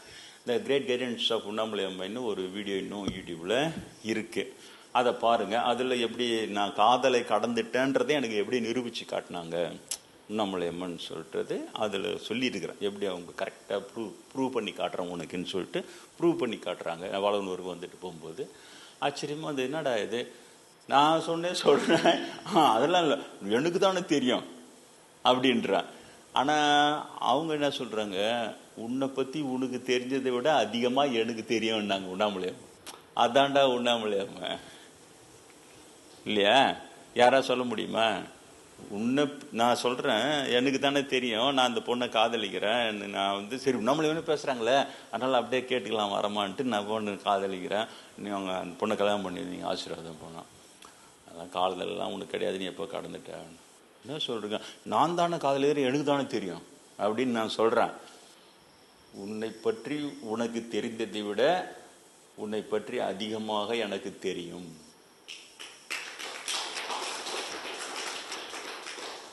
உண்ணாமலை தான் சார் ஜெயிச்சாங்க, இல்லை அவங்க தான் சொல்லி ஜெயிச்சு. என்ன இப்படி சொல்கிறீங்க, அதெல்லாம் ஒத்துக்க முடியாதுன்ற. இல்லை நான் உன்னை நிரூபித்து காட்டுறேன், நீ கடந்துனேன். அதில் இருக்குது அந்த ஸ்பீச்சில். அப்புறம் எப்படி நிரூபித்து காட்டினாங்க அப்படின்ட்டு அப்போ தான் தெரிஞ்சது. எப்போ நம்ம அதெல்லாம் கடந்து வந்துருக்கிறோம். நான் அப்புறம் தான் சொன்னேன், நீ ரமணராக இருந்தால் அது ஏற்கனவே முற்பிறை புண்ணியம் இருக்குது, எளிதில் உனக்கு ஞானம் வரும், பின்னால் ஞானியாவாய், இப்போ நேரில் தரிசனம் தரேன்னு அதெல்லாமும் நடந்து முடிஞ்சிடுச்சு. இப்போ நான் கிறிஸ்துவ கைக்கூலியாக இருந்து எல்லாரையும் கிறிஸ்டியனாக மாற்றுறதுக்கு முயற்சி பண்ணுறான். இப்போ பார்ப்போம், ஓட்ட பார்ப்போம், உடச்ச பார்ப்போம், கமெண்ட் போடுறானே, உங்களுக்கு புரியுதா வித்தியாசம்? பார்ப்போம் எவ்வளோ மோசமானவன், அவன் எந்த மாதிரி பரப்புறதுக்கு பார்க்குறான், அந்த நெகட்டிவ் இமேஜ் கிரியேட் பண்ண பார்க்குறான், எடுத்த உடனே போடுறான். இதை பற்றிலாம் அவன் கவலையே படல. இப்போ இதை பற்றி சொல்கிறதுக்கு இதில் கதையாக விடுற நீ இப்படி ரொம்ப ஆபத்தான இது என்ன. நம்ம பசங்க அவங்க கூட சேர்ந்துக்கிட்டு ஆமாம் நீயா நாயை இப்போ என்னை திட்ட ஆரம்பிச்சா அந்த பாவத்திலிருந்து விடுபடுறது மன்னிப்பே கிடையாது. இயேசுபிரான் தெளிவாக சொல்லுகிறார், உண்மையாளனை பொய்யன் என்று சொல்லுகிற அந்த பாவத்திற்குமா இன்னும் மன்னிப்பே கிடையாதுன்னு. பாவம் மன்னிப்புன்னு கடவுளே அவர் தான், இந்த ஒரு பாவத்துக்கு முன்னே மன்னிப்பு கிடையாதுன்னு சொல்லிட்டார். அவ்வளோ ஜாகிரதையாக இருக்கணும். நம்ம பசங்களை வளர்க்குறதுன்றது புண்ணியம் சேர்றதுக்கும் அவங்க நல்ல கதி அடையணுன்றதுக்கும் அந்த மாதிரிக்காக தான் வளர்க்குறோம். அவங்கள போய் எடுத்துன்னு போய் இது இந்து அமைப்புன்ற போல நொந்துடான்னு எங்கள் சொந்தக்காரங்களாம் கூட இருக்கிறாங்க. அதை பாவம் அவளுக்கே தெரியாது இது எவ்வளோ பேர் ஆபத்து அது சொல்லிட்டு. அப்போ அவங்க ஒரு தலைவை வச்சுன்னா அவங்கள ஒரு குரு வச்சுன்னா அந்த குரு பக்தி அவங்க மேலே திருப்பிட்டு உடனே அது அந்த ஆழ்ந்த உண்மையை சொல்லி கொடுக்க மாட்டோம். ஆழ்ந்த உண்மை அவங்களுக்கு போவாது. அது ஆழ்ந்த உண்மை இருக்குது நம்ம தமிழில். திருமூலர் சொல்றார், குருட்டினை போக்கும் குருவினை கொள்ளார், குருட்டினை போக்கா குருவினை கொள்வார். இது எத்தனை பேர் படிச்சிருக்கிறீங்க? எத்தனை பேர் படித்து அந்த பசங்களுக்கு அந்த நாலேஜை கொடுத்துருக்குறீங்க? அப்போ அவன் போய் ஒருத்தர் குரு ஸ்லோகம் சொல்கிறான், குருவாக ஏற்றுக்கிறான்னா அவர் குருட்டினை போக்கும் குருவா அவர் குருட்டினை போகாத குருவான்னு நம்ம பசங்க சிந்திச்சு அதை தீர்மானித்து அந்த மாதிரி தான் ஏற்றுக்கிறாங்களா இந்த அமைப்பில் இருக்கிறவங்க? குரு பக்தி செய்யணும், அவங்க குரு பக்தி செய்ய சொல்ற எவ்வளோ ஆபத்து அது. குருடும் குருட்டாட்டமாடி குருடும் குழி விழுந்தவாரேன்னார திருமூலர். அப்போ எங்கே எடுத்துன்னு போகிறது? அதை தான் காஞ்சி பேர் பலன் வண்டி பச்சிடு, அதெல்லாம் நீ வச்சுருந்தா ஒன்று ஏமாற்ற முடியாது, பாப்பாலாம் குரு அப்படின்னு ஆக்கிட்டா தான் நீ இந்த குருட்டினை போக்காத குரு. அவருக்கு 5 பேர் அவரே தேர்ந்தெடுத்த ஜெயேந்திர விஜயேந்திரனுக்கே அவங்க குருட்டை போக்கலை இல்லையா? அது குருடும் குழி விழுந்தவாரேன்னாரு. பெண்முகத்தை தான் அவங்க சொல்கிறது, குழியில் போய் விழுவான் அப்படின்னு சொல்லிட்டு. அப்போ போய் விழுறானுங்களே, பச்சை தெரியுது. அப்போ காஞ்சி பெரியவர் குருட்டினை போக்கும் குருவா போக்காத குருவா? குருட்டினை போக்கா குருவினை கொள்ள குருடும் குருட்டாட்டமாடி குருடும் கொழி விழுந்தவாரு என்ன? அதான் நடக்குது. நம்ம பசங்க எடுத்து அவங்ககிட்ட பலி கொடுப்பீங்களா? அந்த போட்டோ வைக்கும்போது கோயிலில் வச்சா போய் கும்பிட்டு கிடப்பீங்களா? ஏதோ ஒன்று காடட்டும், ஏதோ ஒன்று சாதாரண ஜனங்க செஞ்சுக்கிட்டானா தாசமார்கள் தொடர்ந்து என்னிடம் வருகிறவர்கள் எச்சரிக்கையாக இருங்க. எல்லா விஷயத்துலையும் நீங்கள் ஒரு படி உஷாராக இருக்கணும். ரொம்ப உண்மையை கரெக்டாக புரிந்து கொண்டு நீங்கள் செயல்பட வேண்டும். அதனால தான் இவ்வளோ சொல்கிறேன். இவ்வளோ சொல்லி சொல்லி சொல்லி அதுக்கே ஒருத்தன் வந்து நீ தற்பெருமை பேசிக்கிற, உனக்கு கடவுள் அருள் செஞ்சார்னு நான் எல்லாத்தையும் சொல்கிறத தற்பெருமைன்றான் சார். அது சொல்லக்கூடாது, கம்மன் அப்படியே இருக்கணும். ஆஞ்சநேயர் 2 ராமநாம பஜனைகள் சொல்லி கொடுத்தாரு, நான் சொல்லக்கூடாது உங்களுக்கு. அவ்வளோ சொல்கிற தற்பெருமை ஆகிடும். அப்போ என்ன பண்ண அப்படியே கம்மனு அப்படியே அடங்கி சுருங்கி அப்படியே ஒழிஞ்சிட்டு இல்லையா? குரு பிரம்மேந்திர தான் சொன்னார், கடவுளை கண்டவன் வந்து சொல்றாரு, பப்ளிக்ல உட்காந்துருந்தான் ஒருத்தன், அவன்கிட்ட ஒரு முறுக்கு எடுத்துமே கொடுத்தான். அவன் யாருக்குமே தெரியாது சாப்பிடுன்னானா. அப்போ அந்த முறுக்கை கொஞ்சமாக போட்டு வாயில போட்டு நல்லா கொதிப்பி கொலை நாங்க புஸ்குன்னு முழுங்கிட்டானா. அதே கடவுளை தெரிஞ்சவன் முறுக்கு சாப்பிட்டான்னா எல்லாருக்கும் தெரிய மாதிரி பட்டுன்னு வச்சு கடன் கட்சி சாப்பிட முறுக்குன்னு அப்படித்தானே சாப்பிடணும்னு பிரம்மேந்திரன். கடவுளை தெரிஞ்சவன் நானே கடவுளை நானுங்க சொல்லி எல்லாருக்கும் உடச்சி சாப்பிட்றது இந்த முறுக்கு கடமுனை கட்சி சாப்பிட்ற மாதிரியான். இந்த கடவுளை தெரியாதவன் வந்து முறுக்கா சாப்பிடாம அதை கொதன்னு கொதிப்பியோ அப்படி முழுங்கி பொக்கவாயம் சாப்பிட்ற மாதிரி முழுங்கிறது தான். பிரம்மேந்திரன் சாதாரணவரே கிடையாது. 25 வருஷமா, அது எவ்வளோ வருஷத்துக்கு மேலே அவரை ஃபாலோ பண்ணா இது மாதிரி நுணுக்கமா இப்போ சாதாரண மக்களுக்கும் பயன்படும். என் போன்ற அந்த ரியலைஸ்டு சோலுக்கும் அவருடைய கைடன்ஸ் ரொம்ப பயன்படும். ரொம்ப நுட்பமாக இருக்கும், ரொம்ப ஆச்சரியமாக இருக்கும். அவருக்கு சரியாக அந்த யார் ஆத்ம சாதகனோ அவனுக்கு பயன்படுகிற அத்தனை சமாச்சாரமும் அவர்கிட்ட இருக்கும். அவர் சொல்லியிருப்பார். இது நம்மளுக்கு தெரியவே தெரியாது. அவர் கண்டி இல்லைன்னா நிறைய விஷயம் நான் திணறி இருப்பேன், ஒன்றுமே புரியாது. இப்போ நான் சொல்கிறேன் ரமணருடைய மறு அவதாரம்னு சொல்கிறேன். அப்போ ரமணருடைய ஆசிரமும் அங்கே பிரபலியமாக இருக்குது. அப்போ அதுவும் தானே அவங்களுக்கும் ஆசீர்வாதம்லாம் கிடைக்குது. இது பிரம்மேந்திரிட்ட போயில்லைன்னா எனக்கு தெரிஞ்சிருக்காது. அப்போ அவர் துல்லியமாக சொல்கிறார். அவர்கிட்ட நான் ஆசீர்வாதம் கேட்டேன், துல்லியமாக சொல்லி கொண்டு வருகிறீர்கள் முற்பிறவிகளை, கரெக்டாக ஆசீர்வாதம் போடுறேன். அவரும் குரு என்ன. அப்புறம் அவர் சொல்கிறார் எப்படி இது சாத்தியன்னும் போது அவரே சதாசிவமேந்திரனுடைய மறு அவதாரம். அவர் அப்போ வந்து எசோடெரிசம்னு ஒரு வகுப்பு நடத்துவார். அப்போது மகான்களை தன் உடம்புல இறங்கி பேசுறது. அப்போ ஒரு நாள் சதாசிவ மந்திரியே இறங்கி பேசினார். அப்போ எல்லாருக்கும் ஆச்சு, இவரு தான் சதாசிவ மந்திரி ஆச்சு வந்துட்டாரு, அப்புறம் எப்படி இன்னொரு சதாசிவ மந்திரி இறங்கி பேசுவார். அப்போ தான் சொன்னார், அந்த எத்தனையோ அந்த பகுதி எத்தனைப்பா 13 மகேஷ் சொல்லுவார், 12 பகுதியில் ஒரு அம்சம் மட்டும் அங்கேயே விட்டுட்டு தான் வருவாங்களாம். மகான்கள் திரும்ப பிறந்தாலும் ஒரு அம்சம் மட்டும் அந்த விண்ணுலகத்தில் இருக்குமா. அப்போ ஏன்னா அப்போ தான் திரும்ப நினைவு கொண்டு அவங்க மறையும் போது திரும்பவும் அங்கே அதில் போய் சேர முடியும். அதனால் தொடர்புக்காக 12 அம்சத்தில் 11 அம்சம்தான் வந்து பிறக்கும். 11 அம்சம் தான் வந்து பிறக்கும். அதில் ஒரு அம்சம் அங்கேயே இருக்கும். அப்போ வந்து வரையும் போது திரும்ப அது கூட பேசுகிறார். இப்போ இந்த நுணுக்கமான இந்த உண்மை யார் சொல்லிக்கிறாங்க சொல்லுங்க. இத்தனை விஷயத்தில் யாருமே சொன்னது கிடையாது. அவ்வளோ பெரிய மகான், அவ்வளோ அந்த ஆன்மீகத்தில் நுட்பமான உண்மைகள்லாம் எனக்கு அது எல்லாம் பயன்படுது. அப்போ வந்து ரமணருடைய இதில் பிறந்தோடனே அப்போ ரமணர் இதுவும் இருக்க ஒரு நம்ம அன்பர் ஸ்ரீதரி தான் கேட்டார், எப்படி சாமி அங்கேயும் இருக்குது அப்படி. அப்போ சரியா இதை தான் சொன்னேன், குருநாதர் சொன்னது இதுதான். அந்த ஒரு அம்சன்றது தனியாகவே அது தனியாக வேலை செய்யும். அந்த மாதிரி போகிற ஒரு உண்மை, இந்த நுட்பமான உண்மை, ஆன்மீக உண்மை என்பது இது போய் ஒரு சங்கம் வச்சுக்கின்னு ஜெய் ஸ்ரீராம்னு கத்திக்கின்னு போய் சர்ச்சு மேலே போய் ஆஞ்சநேயர், எனக்கு ரொம்ப வருத்தம். அது என்னடா ஆஞ்சநேயர் இவ்வளோ கேவலப்படுத்துகிறானுங்க இவனுங்க. ஆஞ்சநேயர் கொடி எடுத்து போய் சர்ச்சு மேலே கட்டுறதுன்றது பெரிய அதர்மமான விஷயம். அதர்மமான விஷயத்த இவ்வளோ பெரிய ஒரு ஐடியலை வச்சு அது கீழே செய்கிறானுங்க, அவங்க பேரில் செய்கிறான். அதான் பார்ப்பான், புரியுதா? பெரிய அட்டுழியத்தை மிக உயர்ந்த நிலையில் இருக்கிறவங்கள வச்சு செய்யறது. அதில் தான் எச்சரிக்கையாக சொல்கிறேன் உங்களுக்கு, எச்சரிக்கையாக இருங்க. இவங்க பரப்புறதோ இவங்க பண்ணுறது எல்லாமே பகையே பரப்பி இருப்பான். அப்போ தான் அவனை முட்டிக்கினா அது நடுவில் இவன் குளிர்காயும். இந்த பக்கம் இவனுக்கு மட்டும் பிராமின் கிறிஸ்டின் அப்படியே அந்த பக்கம் போகிறது.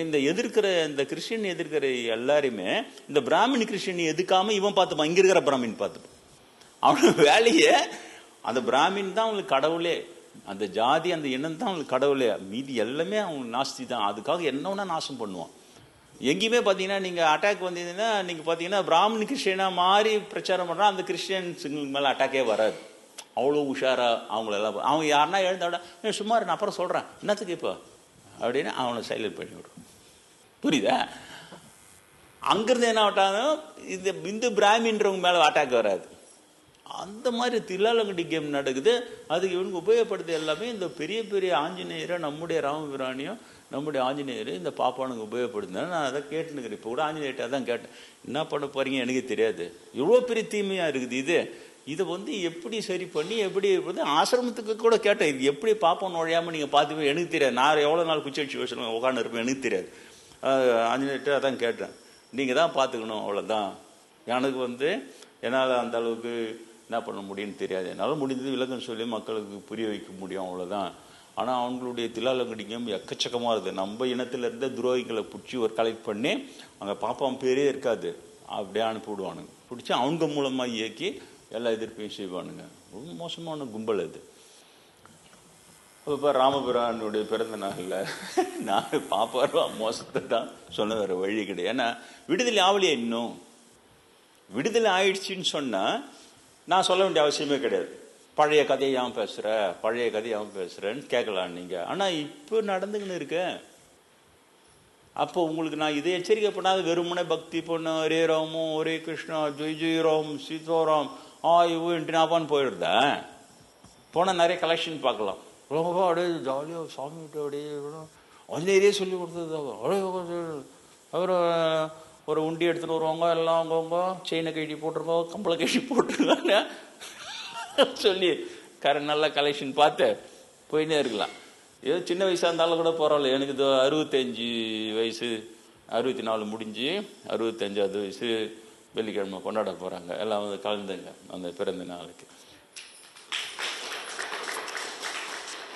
65 வயசு மேலே நான் கலெக்ஷன் பார்த்து ஏரோப்ளேனில் போனான்னு ஹெலிகாப்டரில் போனான்னு கிழவன் பறக்கிறான்டான்னு ஹெலிகாப்டரில் அதில் அந்த புரோஜனமே வேறு இல்லை எனக்கு. எதுனா இந்த வயசுலேயே நான் சபரிமலை போகிறேன், மஞ்சமாதா மகனேன்னு கூப்பிட்றா, எனக்கு அது சந்தோஷம். 65 வயசு அம்மைக்கு 1500 வயசு, அவங்களுக்கு 1000 வயசு 1500 வயசு. அதுக்கு முன்னால் 65 வயசு பையன் குழந்தை தானே நான், இல்லையா? அவங்க அவ்வளோ ஆசீர்வாதம் பண்ணுறாங்க, எனக்கு அவ்வளோ சந்தோஷமாக இருக்குது. கூட இருக்கிறவங்களும் அவங்க ஆசீர்வாதம் பண்ண போனால் அங்கே இருக்கிற அந்த தேவதைகள் பரிவாதம் கம்ப்ளீட்டாக இவர் உங்களுக்கு பிடிச்சவர். 30 வருஷம் கழிச்சு தான் அவங்களுக்கே தெரியுது. மொதல் வருஷமே அவங்க பகம் பரன்றாங்க, 2வது வருஷமே ஃபுட் பாய்சனுக்கு மாத்திரை பேர் சொல்லி சாப்பிட்டு நல்லாக்கி கூட்டுக்கிறாங்க. அவங்க பான்னு கவனிச்சிக்கினே இருக்கிறாங்க. அதனால் எனக்கு இன்னும் பக்குவம் வரணுன்றதுக்காக 30 வருஷம் அவங்களும் வெயிட் பண்ணுறாங்க. அப்போ மகனே எல்லாம் சொல்லாமல் அப்புறம் எரிமேலி சாஸ்தா தான் ஒரே ஒரு வாடி மை சன்னுன்னாரு. என்னடா இது இருந்துச்சு. அப்புறம் பார்த்தா இப்போ தான் ஒரு 3 வருஷம் 4 வருஷமாக தான் மகனேன்றாங்க. அப்போ தான் ஒரு பிறவியில் அவங்களது ஐயப்பன் மொதல் பிறவியாகவே கூட இருக்கலாம், இல்லை ஐயப்பனுடைய முற்பிறவி சாஸ்தா பிறவி நிறைய இருக்குது. எரிமே சாஸ்தான்றாங்கல்ல, அப்போ சாஸ்தா பிறவி அவருடைய வேறு பிறவி தான் சொல்கிறாங்க. ஐயப்பனுடைய முற்பிறவிகள் அதெல்லாம் அப்படின்றாங்க. அப்போது இங்கே கூட 2 பேர் உக்காந்துக்கிறாங்கல்ல, ஐயனார் கோயில், ஐயனார் ஐயப்பன் இல்லை ஒன்று தான். அப்போது அவங்கள ஒருத்தவங்களுக்கு அந்த சத்தியகன் மஞ்சமாதாவுக்கு நான் சத்தியகன்ற அந்த மகனாக இருந்திருக்கிறேன். அப்புறம் 30 வருஷம் கழிச்சா பொறுமை, ஏன்னா ஆன்மீகன்றது அவ்வளோ நுட்பமான விஷயம். எடுத்தங்கள் தான் தபால் நான் போனேன், எனக்கு அப்படி தோணுச்சு, அது கிடையாது. ஊறணும் நல்லா. பிரம்மேந்திரர் சொல்லுவார், முற்பிறவியில் சொல்கிறதா ஒரு முறைக்கு 100 முறை உனக்கு கன்ஃபர்மேஷன் கிடைக்கணும், அதுக்கப்புறம் தான் சொல்லணும், தவிர தடப்படான்னு சொல்லிடக்கூடாது. அவர்கிட்ட சர்டிஃபிகேட் வாங்குறேன் நான் முற்பிறவிகளை எல்லாம் சொல்லி, ராமனர் சம்பந்தர் சென்ட் பீட்டர் எல்லாம் சொல்லி இந்த மாதிரி முற்பிறவியை சொல்லியிருக்கிறேன் அப்படின்னா ஆசீர்வாதம் சரியாக சொல்லி கொண்டிருக்கிறேன். ஏன்னா அவருக்கு வகுப்பில் நிறைய உணர்த்தி இருக்கிறாரு. எனக்கு டக்குன்னு நான் பண்ணி உட்காந்துப்பேன், அந்த ராமனர் போஸ்டில் உட்காந்துருப்பேன், எனக்கே தெரியாது. அப்போ டக்குன்னு நீ இப்பொழுது எப்படி உட்கார்ந்துருக்கிறாய் பாருன்னு பார்த்தா அந்த ராமனர் போஸ்டில் இருக்கும், மனசில் வச்சுக்கோன்னு வர அந்த மாதிரி உணர்த்திக்கினே வருவார். வந்த உடனே நான் ரிவீல் பண்ணோன்னு ஒரு சந்தோஷம். ஏன்னா நான் முன்னாடியே வேண்டிக்கிறேன், நீங்கள் சொல்லக்கூடாது, நீங்கள் சொல்லி நான் சொன்னால் அது அந்த அளவுக்கு நல்லா இருக்காது, நான் தெரிஞ்சுக்கிற மாதிரி என்னை பக்குவப்படுத்துங்க. நான் அப்படி தான் பக்குவமாகி அப்படி தான் சொன்ன உடனே ஆசீர்வாதம் பண்ணேன். மேலும் கடவுள் உங்களுக்கு மேலும் அத்தாட்சிகளை தந்து மேலும் அவைகளை ஊர்ஜிதப்படுத்துவார். முற்பிறவிகளை ஒரு முறை 100 முறை கன்ஃபர்மேஷன் தான் சொல்லணுன்றவர் எனக்கு என்ன ஆசீர்வாதம் பண்ணுறார், மேலும் அதுக்கு பிறகு மேலும் அத்தாட்சிகள் வருது. வந்தால் இப்போ சித்திரை முதல் வெளியிட்டுறது ராமனர் சமாதி ஆன நாள் என்னுடைய பிறந்த நாள், அது ஒன்று தான் கோயின்சைட் ஆகுது. ஏப்ரல் 15ன்றதும் கோயின்சைட் ஆகுது. அது எப்படின்னா ராமனர் 14ஆம் தேதி சமாதி ஆகிறாரு. ஆனால் அங்கே அவங்க என்ன பண்ணுறாங்க, 15ஆம் தேதி தான் சமாதி வைக்கிறாங்க. இன்றைக்கி ரமணாசிரமத்தில் ஏப்ரல் 15 தான் அவர் சமாதி அடைந்த நாளாக கொண்டாடுறாங்க. ஏன்னா அன்னைக்கு அவர் உருவம் கண்ணுக்கு தெரிஞ்சுது, அன்னைக்கு அந்த உருவம் மறைஞ்ச நாள் அதுன்னு. சரியா இங்கிலீஷ் தேதி பார்த்தா அது ஏப்ரல் 15 பிறகு. அவர் சுவாமிகள் ஆசீர்வாதம் பண்ணதுக்கு அப்புறம் தான் நிறைய கன்ஃபர்மேஷன். அப்புறம் செயின்ட் பீட்டருக்கு பார்த்தா கள்ளமில்லா ஞானப்பாலுக்காக ஏங்கி காத்திருங்கன்றாரு. அது கரெக்டாக ஞானப்பால் சம்பந்தர் ஞானப்பால் குடித்தது கரெக்டாக அதில் வரும். வேற எந்த சீடரும் அதை சொல்லவே இல்லை. பைபிளில் படித்தா செயின்ட் பீட்டருடைய அந்த புதிய ஏற்பாடில் மட்டும் செயின்ட் பீட்டருடைய எழுதிய இதில் கடிதத்தில் அது இருக்குது. கள்ளமில்லா ஞானப்பாலுக்கு ஞானப்பான்ற வார்த்தை அவருக்கு மட்டும்தான் வருது. அந்த மாதிரி போகிற ஒரு நுட்பமான ஒரு ஆன்மீகத்தை இந்த பாப்பனுக்கு கேவலமாக கமெண்ட் அடிக்கிறதும் திட்டுறதும் துரோகின்றதும் உங்களால் நம்பவே முடியாது சார். இந்த ஸ்டேஜில் இருக்கிற என்ன போய் பாப்பார பொம்பளைங்க ஒரு 2 பொம்பளைங்க டேய் நாயே உன்னா அதால் அடிப்பண்டான்லாம் போடுதுங்க. பகீர்னு உங்களுக்கெல்லாம் காட்டினா அதெல்லாம் படிச்சிங்கன்னா நான் அதெல்லாம் வெளியிடுறது டிலீட் பண்ணிடுறது. அது பாவத்தில் அது போகுது, புரியுதா? அப்புறம் தான் கொஞ்சம் கொஞ்சமாக புரியுது ஏன் இவங்க இந்த மாதிரி இருக்கிறாங்கன்னு பார்க்கும்போது தான் ஓஹோ இவங்க வளர்ப்பு தப்பு, அந்த குருன்றவங்களே தப்பு. அப்புறம் பார்த்தா கொஞ்சம் கொஞ்சமாக ரிவர்ஸில் போனால் சமணர்களாக இருந்து அடிச்சு அட்டுழியும், பௌத்த பிராமணர்கள் அடிச்சு அட்டுழியும், யூத பிராமணர் இருந்தாட்டு அப்பா எங்கேயோ போதுரா இது சாமின்னு, இது எங்கே முடியாது போகுது சமூக இது. இவங்க வேலையே இதே தான். உள்ள நுழைய வேண்டியது இவங்களே நாங்கள் தான் தெய்வீக ஜாதி ஆர்த்தடாக்ஸ்ன்ற பேர் ஆங்கிலத்தில் தங்களை வந்து ஆர்த்தடாக்ஸ்ன்னு சொல்லிக்க வேண்டியது. மெதுவாக அந்த பெரிய வார்த்தைகள்லாம் அதனுடைய தகுதியே இல்லாமல் அந்த வார்த்தைகள் எல்லாம் ஆட்டையை போட்டுக்கிறது. பிராமணன்ற சொல் உயரிய சொல், பிரம்மம் என்ற இறைவனை உணர்ந்தவன் மாத்திரம்தான் பிராமணன். மெதுவாக ஆட்டையை போட்டு நாங்களாம் பிராமணன்ட்டான். எழுத்தவர் விஸ்வாமித்திர ஒருத்தர் தான். அப்புறம் அவர் தாக்கு பிடிக்க முடியாமல் அவர் ராஜ ரிஷி சொல்லிட்டு அவரை மட்டும் பிரம்ம ரிஷி ஆகி அப்புறம் மீதி கண்ட கஷ்டமாலுமா இன்னைக்கு பிராமணன். இன்னைக்கு நீ மீட்டு எடுக்க முடியுமா அந்த பிராமணன்ற வார்த்தையை? திருடின வார்த்தைடா சொல்லிட்டு திருமூலரை அந்த பிராமணன்ற வார்த்தையை வச்சு திட்ட ஆரம்பிச்சிட்டாங்க. அதுக்கப்புறம் திருமூலரை எல்லாம் சொல்லிட்டாங்க பிராமணன்றவன் சத்தியம் இருக்காது. ஏன்னா எஸ்டாப்ளிஷ் பண்ணிட்டாங்க, திருமூலர் காலத்தில் பண்ணிட்டு உடனே நேற்று அந்த வார்த்தையை மீட்டு எடுக்குது பதிலாக அதை வச்சு சொல்ல அவ்வளோதான். இப்போ அந்தனன்ற வார்த்தை ஆட்டையை போகிறதுக்கு இப்படியும் அப்படியும் டக்கவாரி இழுத்து நிற்குது.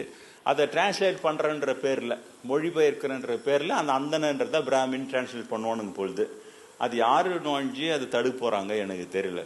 தப்பு. அந்தனன்ற வந்து நீ பிராமினுக்கு ஈக்குவேட் பண்ணி அது பிராமின்னு டிரான்ஸ்லேட் பண்ணக்கூடாதுன்னு இந்நேரம் தமிழ் அறிஞர்கள் வந்து அதுக்கு இறங்கணும். அந்த அளவுக்கு இறங்கி வலிமையாக போராடுற அளவுக்கு யாரும் இருக்கிறாங்களா தெரியல. கருத்து வரைக்கும் சொல்லுவாங்க, இது விவாதம் பண்ணிக்கினே இருப்பாங்க. அவன் அதை பற்றியே கவலைப்பட மாட்டான். அந்த புஸ்தகத்தில் அச்சடி அது அப்படியே இதுதான் அப்படின்றது எதிர்காலத்தில் இருக்கிறவங்களும் இது பார் அப்போவே சொல்லிட்டாங்க பார் பிராமணன் அப்படின்ட்டு. இப்படி போகிற கும்பல் அது பொய் புசுக்கு வஞ்சகம். நேற்று ஒரு பதிவு போடுறாங்க, சம்பந்தருடைய ஞானப்பால் அருந்திய தினம் நேற்று தான் போகுது. அம்மை ஞானப்பால் கொடுத்த தினம். நம்ம வகுப்பையும் எடுத்தோம், நம்மளுக்கு அந்த தகவலெல்லாம் வரல. அப்புறம் அது ஒரு அன்பர் அதை வந்து அந்த பிராமினுங்க அந்த ஃபோட்டோவை போட்டு சமணர்கள். அப்போ அந்த சமணர்ன்றதை எப்படி குறிப்பிடுறான்? சமண நாத்திகர்கள் அப்படி போட்டான் சார். இல்லை லிங்க் வச்சு பற்றியா சமண நாத்திகர்களாம், இல்லை நாத்திக சமணர்கள். அந்த நாத்திகன்றதுக்கும் சமணம் எங்கேயுமே பெரிய பிரதாலாம் இந்த மாதிரிலாம் கிடையாது. நாஸ்திகம் பேசலை, அவங்க மந்திரம் சொல்கிறானுங்க, எங்கள் மந்திரம் பவர்ஃபுல்ன்றானுங்க. நாஸ்திகம் யார் வந்து மந்திரம் சொல்கிறான்?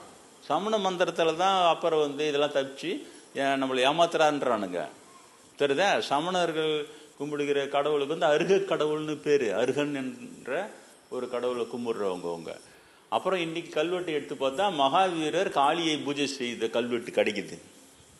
மகாவீரர் காளியை கும்பிட்டு இருக்கிறாரு. இவ்வளோ இருக்குது. எங்கே வைக்கிறானுக்கு பற்றியா, அது எங்கே அச்சடிக்கிறானுக்கு பற்றியா இவனுக்கு லிங்க் கொடுக்குறது. நாத்திக சமணர்கள் இது மாதிரி போடணும். ஒன்றுமே செய்ய முடியாது. எல்லா இடத்துலையும் போய் நம்ம கத்தினா இருக்க முடியும். அதனால தான் இவங்கள டோட்டலாக சத்தியமின்றி இருப்பான் பிராமணன். டோட்டலாக அவன் சத்தியம் இல்லாதவனுங்கன்னு சொல்லிட்டு அவங்கள ஒதுக்குன்னு சொல்லிட்டு நான் சொல்கிறேன். அவனுக்கு பேச்சை கேட்காத, பிராமண ஆர்குமெண்ட்டை கேட்காது. ஏன்னா கொஞ்சம் வஞ்சமாக தான் நீ பரவாயில்ல. அவனுக்கு பேச்சு மூச்சு ரத்தம் துடிப்பு எல்லாமே வஞ்சகமாகவும் பொய்யாகவும் இருக்குது. நம்ம ஆளுங்க அதுக்கு முன்னால் ஒன்றுமே செய்ய முடியாது. வெறுமனே எச்சரிக்கை பண்ணலாம், உஷாராக இருங்கன்னு. அந்த வஞ்சகம் எப்படி எங்கே வைக்கிறான் பாருங்க. நாத்திக சமணர்கள்னு எடுத்துன்னு போகிறான். அதுக்குள்ளே ஏதோ இன்னொரு வீடியோவில் நான் சமணர்ன்றது உங்களுக்கு புரியாத போயிட போது நம்ம சேட்ஜிலாங்கிறாங்களா, அவங்க தான் சமணர். அதுக்குள்ளே ஒருத்தர் வந்து நாங்கள் தமிழ் சமணர்கள் இருக்கிறோம், உன் விஷயம் தெரிஞ்சு பேசு. நான் சிதம்பரத்தில் கல்லூரியில் படிச்சுன்னு இருக்கும்போது என்னுடைய பக்கத்து ரூமில் இந்த சேட்சி இல்லாத தமிழ் சமணர்கள் இருந்தாங்க. 2 பேரும் அண்ணன் தம்பிங்க என் கூடலாம் படிச்சுன்னு பசங்க நல்லா எவ்வளோ ரொம்ப அன்பாக இருப்பாங்க. அவங்க சொல்லி அவங்க அப்பா அம்மா ஃபேமிலியே எல்லாம் வந்து அவங்களாம் கூட என்கிட்ட ரொம்ப அன்பாக இருப்பாங்க. அதனால் அவ்வளோ அதை சொல்லணுமா, நான் தமிழ் சேட்சி மட்டும் தான் சமணர்கள் இல்லை, எல்லாரும் தமிழ் சமணர்களும் இருந்தாங்க. நீ அதை பற்றி நான் குறிப்பிடவே இல்லை. புரியணுன்றதுக்காக இவங்க சேட்சி இல்லாதலாம் அவங்க தான் சமணம். அது வந்து அந்த மாதிரி உள்டா அது அந்த தமிழ் சமணர்கள் போடாமல் போட்டிருக்கலாம். பாப்பானே இப்போ அதெல்லாம் போடுறது. பாப்பானே நான் பிராமின் மாதிரி வந்து பிராமணர்களை எது குத்த சொல்கிறீங்க, அவங்களாம் ரொம்ப நல்லவங்க இப்படி போடும். நம்ம பேச வேண்டியதை அவன் பேசி அப்படி போட்டு அந்த தில்லால வேண்டிய வேலை ஒரு பக்கம் நடக்குது. எப்போ தப்பிச்சோட சாமி நினச்சி நம்ம இது உள்ள போய் மாட்டிருந்தா கூழ்குழாயே வீணாக போயிருப்போம் அப்படின்னு சொல்லி ராமபிரானுடைய பிறந்த நாளில் ராமபிரான் எனக்கு அருள் செய்த விதத்தை உங்களுக்கு நான் சொல்லி கொண்டு வந்தேன் இல்லையா. போன ஒரு வகுப்புலேயே சொல்லிட்டேன், ஏன்னா இன்றைக்கே அந்த அவ்வளோ முடியாதுன்னு சொல்லிட்டு. எப்படி அவர் வந்து எனக்கு பிடித்தது ராமபிரானிடம் அந்த ஏகாகிர சித்தம்.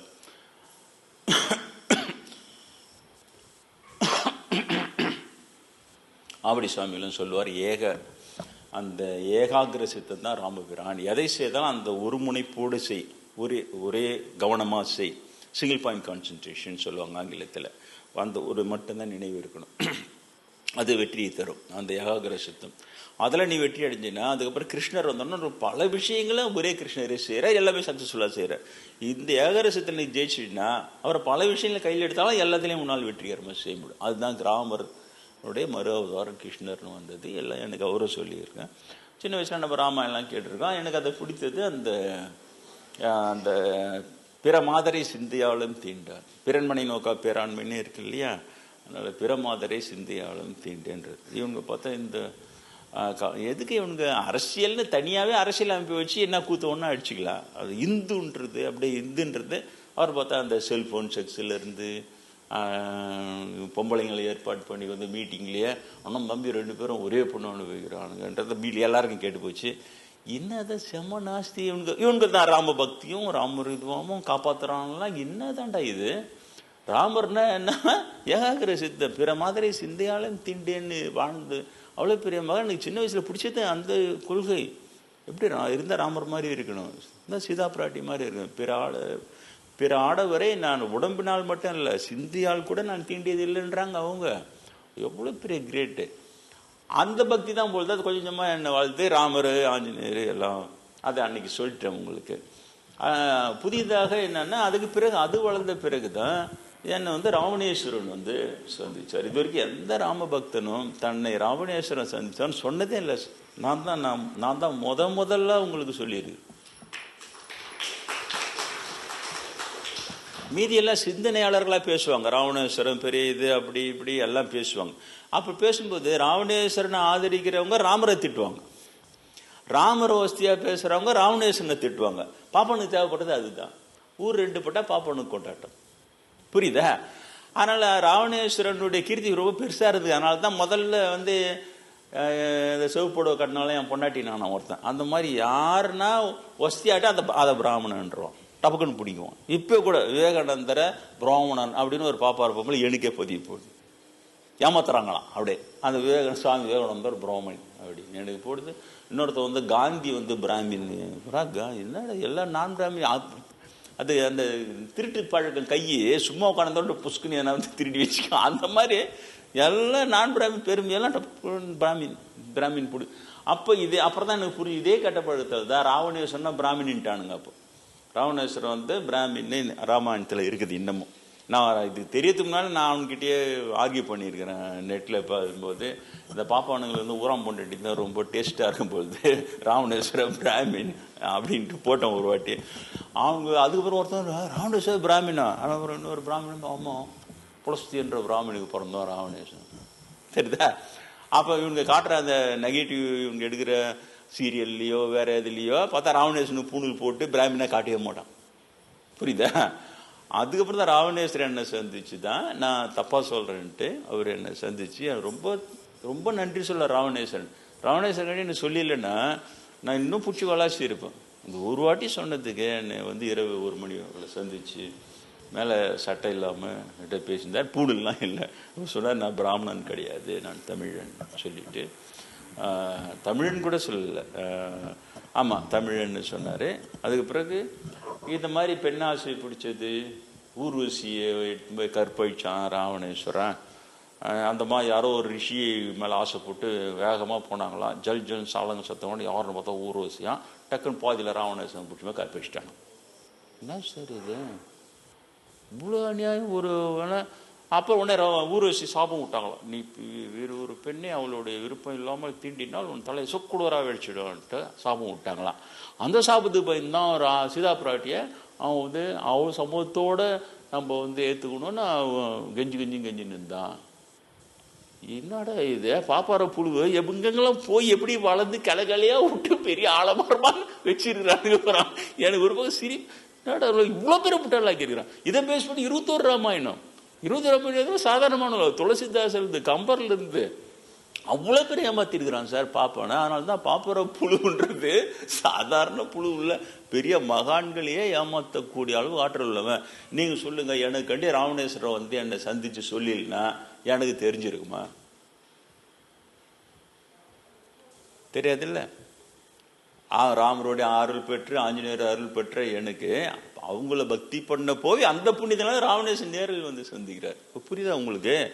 ஏன் பக்தி பண்ணணும், ஏன் கடவுளை நம்ம நம்பணும்னா பாப்பார புழுவிலிருந்து நம்மளை காப்பாற்றக்கூடிய ஆற்றல் அந்த கடவுளுக்கு மட்டும்தான் இருக்குது.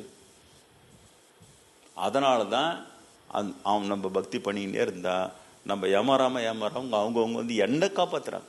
ஏன்னா இப்போ நானே ஏமாந்துரும்னு ராவணேஸ்வரன் சொல்றார். நான் அது அப்பதான் சொன்னார், நான் என் மனைவியை தவிர இன்பவி என்ற ஒரு பெண்ணோடு தான் நான் சிறிது காலம் வாழ்ந்தேன்.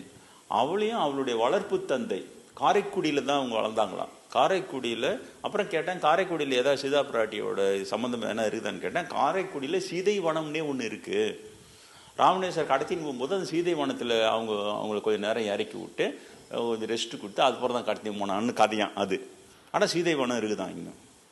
எங்கெங்கே எடுத்து போயிருக்கான். இப்போ எதெல்லாம் எங்க இவர் சொல்றார், காரைக்குடியில் அந்த வளர்ப்பு தந்தை காரைக்குடியை சேர்ந்த நம்மவர்னு சொன்னார் என்கிட்ட. புரியுதா? அப்ப நம்மவர்னும் போது அவரும் தமிழர் தான், எங்கேயுமே வரல. அந்த அவர் தான் விரும்பி அங்க 2 பேரையும் சேர்த்து வச்சாரு. அவளோடு சிறிது நாள் வாழ்ந்தேன், இன்பவியோடு சிறிது நாள் வாழ்ந்தேன்றதை ஏற்றமா சொல்லிட்டு, இதை தவிர வேறு எந்த பெண் தொடர்புலாம் இல்லை. அந்த காலத்துல ராஜாங்கள்லாம் 5 மனைவி 10 மனைவிலாம் கல்யாணம் பண்ணிக்கிறாங்கல்ல, அந்த மாதிரிலாம் இல்லவே இல்லை. மனைவி மண்டோதரி, அதை தவிர இன்பவி, இவங்க 2 பேர் தான் வந்தோன்னா இவங்க சொல்ற மாதிரி பெண் பித்தனும் ஊர்வசியை பிடிச்சி கற்பழிச்சுக்குவான், அவன் பெண்ணுன்னா விடமாட்டான், இந்த மாதிரிலாம் இல்லவே இல்லை சார். நான் எனக்கு ரொம்ப வருத்தமா, இன்னமும் வருத்தமா இருக்குது. எப்படி இது எடுத்தும் போய் ஜனங்களுக்கு சொல்லி சேர்த்து இந்த ராவணேஸ்வரனை இப்படி ஒரு பழியை மீட்கிறது. ஏன்னா என்ன நம்பி என்கிட்ட சொல்லிட்டு போகிறார் அவரு. மறையும் போது அதையும் சொல்லிட்டு போறாரு, இன்பவி தானே விரும்பித்தான் என்னிடம் இன்பம் நூணுகினாள்னு சொல்லிட்டு மனுஷன். அதை கூட ஏதாவது நான் சொல்லும் போது அந்த இன்பவியை புச்சியும் பலாத்காரம் பண்ணிட்டான்னு கூட சொல்லிட்டு வானுங்க. அதனால மறையும் போது அவர் சொன்ன ஸ்டேட்மெண்ட், இன்பவி தானே விரும்பித்தான் என்னிடம் இன்பம் நுணுகினாள், சிறிது காலம் என்னோடு வாழ்ந்தாள், அவங்களை சேர்த்து வைத்தார் அவருடைய வளர்ப்பு தந்தை தான் சொல்லிட்டு இவ்வளோ இருக்குது சார். நல்ல வேளை நீங்களாம் என்கிட்ட வந்தீங்க. ராம பிறந்த நாள் அன்னைக்கு நான் உங்களுக்கு இந்த உண்மையை சொல்றேன். அப்போ தமிழர்கள் இவங்க சொல்றாங்க ராவணேஸ்வரன் சப்போர்ட் பண்ணி ராமரை திட்ட வேண்டிய அவசியமே எனக்கு இல்லை. ஏன்னா ராமபிரான் இவ்வளவு உயர்ந்தவர், ஆஞ்சநேயர் சீதாபுரம் இவ்வளவு உயர்ந்தவர்கள். ராமரை சப்போர்ட் பண்ணணுன்றதுக்காக ராவணேஸ்வரனை இழிவுபடுத்த வேண்டிய அவசியம் இல்லை. ஏன்னா ராவணேஸ்வரன் இவ்வளவு உயர்ந்தவன். ஈஸ்வர பட்டம் பெறது சாதாரணமாக கிடையாது. இப்போ நான் சொன்ன இப்போ அர்ப்பிசுமாவில் குப்புசாமி ஏன்னா எல்லாரும் ஈஸ்வரம் கொடுங்க, இனிமேல் அப்புசாமி அர்ப்பிசும்பாலும் குப்புசாமி ஈஸ்வரர் அப்படின்னு கூப்பிடணும். நீங்க என்ன கூப்பிடுவீங்களா பயா அப்படின்னு இல்லையா? ஆனா அவன் யாரு? ராவண ஈஸ்வரன் பட்டம் பெற்றவன் கொஞ்சம் பேர் தான் இல்லையா? சண்டிகேஸ்வரன், ராவணேஸ்வரன், நந்திகேஸ்வரன், இப்படி ஒரு 4-5 பேர் தான் இருப்பாங்க அந்த ஈஸ்வர பட்டம் பெற்றவன். அவ்வளவு உயர்ந்த பக்தன் அவன். அதனால ராமர் பிறந்த நாள் அன்னைக்கு அந்த ராமருடைய துல்லியமான தர்மம் நடுநின்று உண்மையை சொல்ல வேண்டும். அதனால நான் அதை சரியா செய்திருக்கிறேன்னு நினைக்கிறேன். ராமரை மிகவும் போற்ற தகுந்தவர். அதே நேரத்தில் ராவணேஸ்வரனும் இந்த மாதிரியான இது. இப்போ இடையிலே பார்ப்பனுடைய புழுகு என்பது எவ்வளவு பெரிய அநியாயத்தை அந்த ராவணேஸ்வரனுக்கு செய்து அந்த பாமர மக்களை அதை ஏற்றுக்க வச்சு அவங்களாம சேர்ந்து ராவணேஸ்வரனை திட்டுன்னு ஒரு நாள் 2 நாளா எத்தனை 1000 வருடம் திட்டி அதுக்கு ட்ராமா எடுத்து கதை எடுத்து சினிமா எடுத்து ராமலீலான்னு சொல்லிட்டு ராவணேஸ்வரன் இதுவாக அங்கே நல்ல வேலை இங்கெல்லாம் பரவாயில்ல இன்னும் அதை வாங்கி எடுத்துன்னு வரது பார்க்குறானுங்க. அதெல்லாம் எடுத்துன்னு வந்து எல்லா தொழிலையும் பண்ணிக்கலாம் அப்படின்னு சொல்லிட்டு இவ்வளோ அநியாயம் நடக்கிறது. அதனால் ராம பிறந்த நாளான இன்று நீங்கள் கொஞ்சம் அதை உண்மையை உணர்ந்து ராமபிரான் உயர்ந்தவர் ராவணேஸ்வரன் அப்போ இடையில ராமாயணம். ஆனால் அவங்களுக்குள்ள ஏதோ பிரச்சனை வந்திருக்குது, அது மட்டும் லேசாக காமிச்சாரு. ராவணேஸ்வரனை போலவே உருவ ஒற்றுமையுள்ள அவருடைய தந்தையாரை அரெஸ்ட் பண்ணி கொண்டு போயிடுறாங்க. இவர் தப்பிச்சிட்டாரு. அப்புறம் அங்கே போனோன்னா அவங்க கேட்குறாங்க. அப்போ அவர் சொல்கிறார், இல்லை என் பையன் அவன், நானும் என் பையனும் ஒரே மாதிரி இருப்போம், அவன் தப்பிச்சிட்டான்றார். அப்போ தான் அவர் தப்பிச்சு இலங்கைக்கு போயிருக்கலாம். ஆனால் மீதி கதைலாம் எனக்கு தெரியல.